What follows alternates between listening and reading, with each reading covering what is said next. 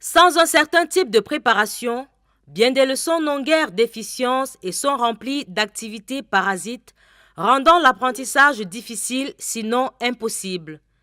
L'enseignant cède alors à l'improvisation, à la routine, à l'hésitation, à l'anxiété, ou se retranche derrière ses expériences. La séquence 8 traite des étapes à suivre pour la préparation d'une leçon dans le cadre de l'enseignement explicite.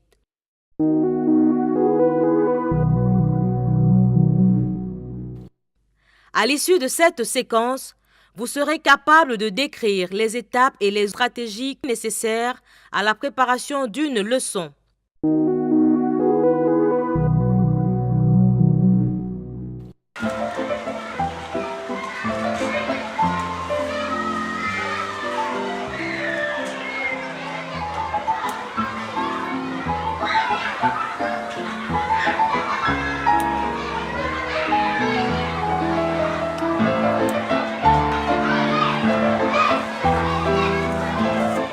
La préparation d'une leçon requiert des exigences auxquelles l'enseignant ne saurait se soustraire sous aucun prétexte.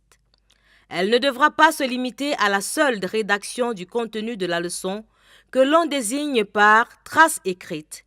Il s'agit de préciser les objectifs d'apprentissage, identifier les idées maîtresses, identifier les connaissances préalables, intégrer de manière stratégique les différents types de connaissances, planifier l'enseignement explicite des stratégies cognitives, planifier les dispositifs de soutien à l'apprentissage, planifier la révision, vérifier l'alignement curriculaire, établir un canevas de leçons. Une leçon s'inscrit dans un programme d'enseignement pour un niveau donné. Elle est une partie d'une progression annuelle qui se perçoit de façon dynamique.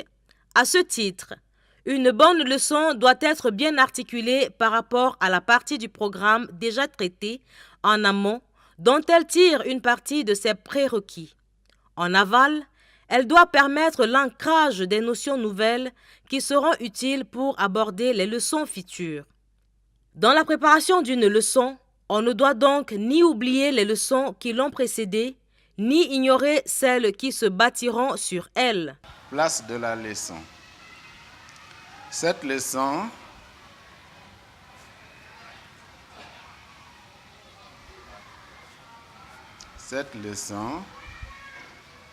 vient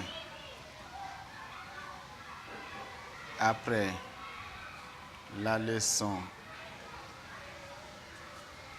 sur la multiplication par 4,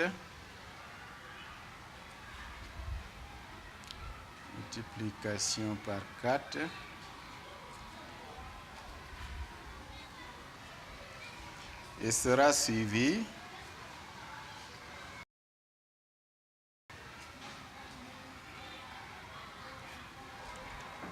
par celle sur la multiplication par 6. L'enseignant doit se documenter sur les thèmes à traiter afin d'éviter de dispenser des enseignements hors programme.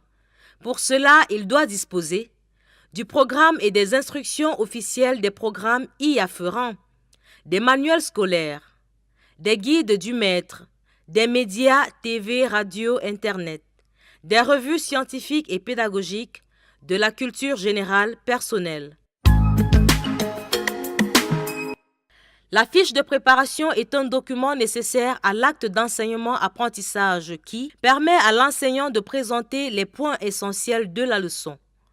Bien qu'il existe dans les ouvrages de pédagogie pratique plusieurs modèles de fiches de préparation, les éléments qui y figurent généralement sont l'intitulé de la matière, le niveau ou la classe, l'effectif de la classe, le nom de l'enseignant, l'établissement, le thème famille de situation, le titre de la leçon.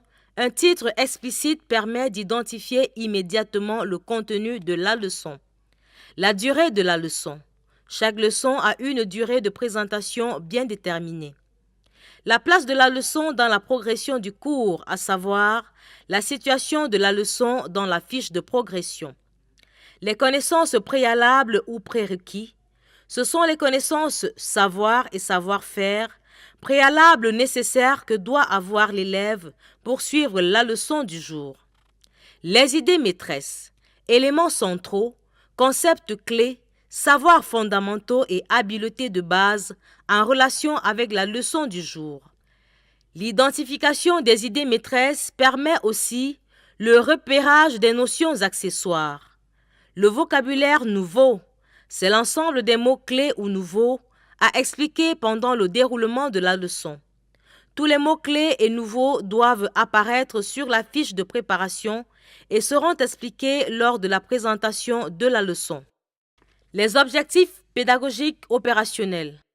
Ce sont les objectifs définis en termes de comportement observable par l'enseignant et qui indiquent clairement les actions concrètes que l'élève doit exécuter pour prouver la maîtrise de l'apprentissage. Tous les objectifs d'une leçon ne sont pas de même niveau. Certains sont de niveau élémentaire, d'autres, par contre, reposent sur des démarches intellectuelles plus complexes.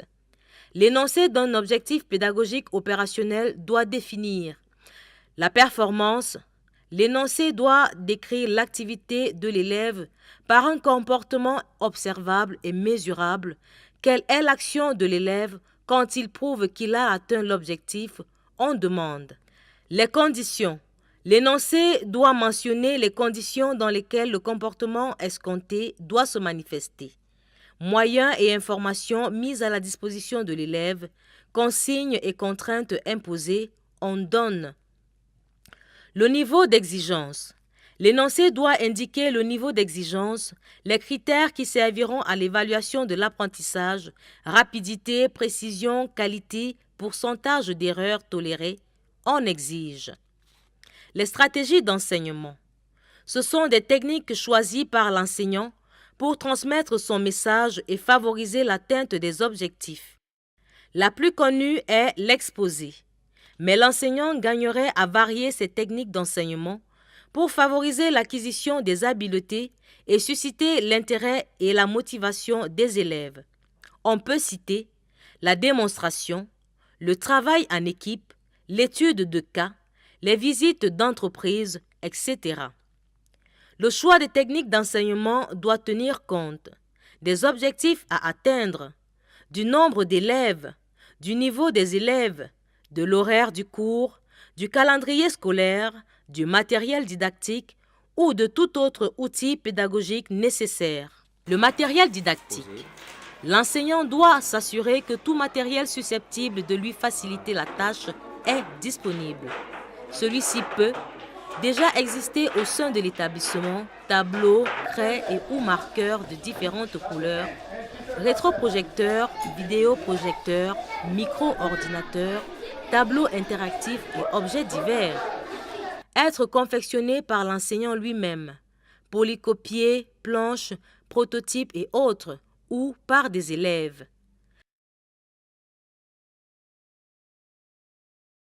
Les références bibliographiques. Pour une bonne préparation de la leçon, l'enseignant se doit d'identifier et d'exploiter une médiagraphie appropriée lui permettant d'être à jour par rapport à l'évolution de la science ou des technologies. L'enseignant doit faire la synthèse des apprentissages. Elle apparaît sous forme d'une trace écrite ou résumée qui permet à l'élève de structurer ses connaissances. Elle lui servira également de référence. Cette trace écrite doit être brève et fonctionnelle pour l'élève. Les exercices d'application y afférents doivent être variés et progressifs. Ils permettent ainsi à l'élève de mettre à l'épreuve les connaissances nouvellement acquises, s'entraîner à chercher des réponses, résoudre des problèmes, communiquer ses connaissances à d'autres ou de mettre ses aptitudes à l'épreuve.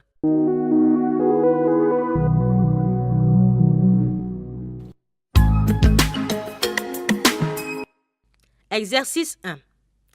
Quelles sont les questions que tout enseignant doit se poser avant la préparation d'une leçon?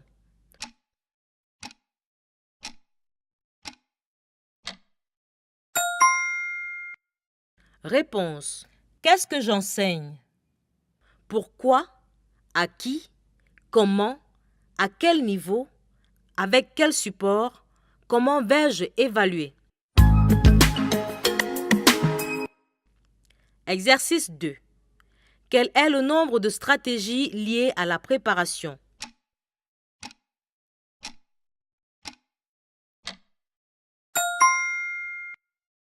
Réponse 9.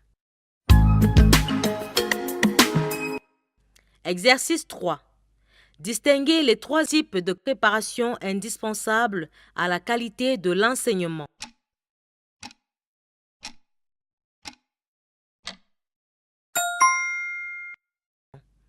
Réponse. La préparation lointaine, la préparation à terme et la préparation immédiate.